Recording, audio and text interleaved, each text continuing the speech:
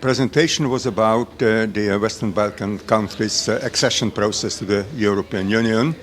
To what extent these countries fulfill already the conditions, what new conditions have been created as compared to the Central and Eastern European countries, and what are the prospects for membership, future membership, in the framework of the new global economic and financial crisis. The European Union has developed a complex plan as of 1999, which was called the Stability Pact, and which started the so-called Stabilization and Association process, and which ended up in a Stabilization and Association Agreement, which has been signed with most of the countries excepting Bosnia at the moment, and Kosovo, of course, which is a special case.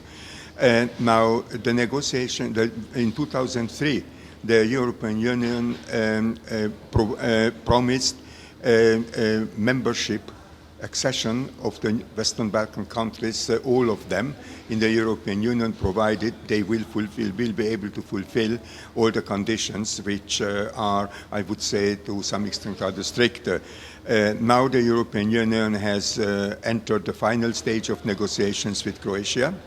We do hope that negotiations with Macedonia will start still this year. And then there have been also some progress by other countries that applied for membership. I mean Montenegro and Serbia and Albania, so that these countries will be our potential candidate countries, and we will see when the negotiations will be starting. With Croatia, the optimistic version is that negotiations can be finished by the end of this year, which then would mean that about 2013 Croatia may become a member. What would be a very interesting and a very honorable task for Hungary, which will host the EU presidency next half year, that in the first half of 2011, maybe the accession documents of Croatia or between Croatia and the European Union could be signed just under the Hungarian presidency. The European Union has several instruments. First of all, it is institution building, that EU-conform institutions have to be set up. This is the rule of law, that the EU laws have to be transposed into the national laws of the Western Balkan countries.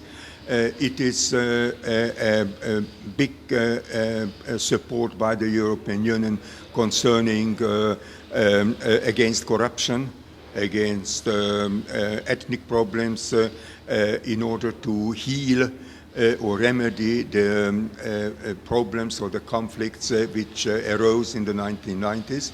And one of the most important and most recent steps was the visa liberalization for some countries, that Serbia and Macedonia and Montenegro has enjoys now a visa-free travel possibility, and for Albania and Bosnia the same may be coming in the next period.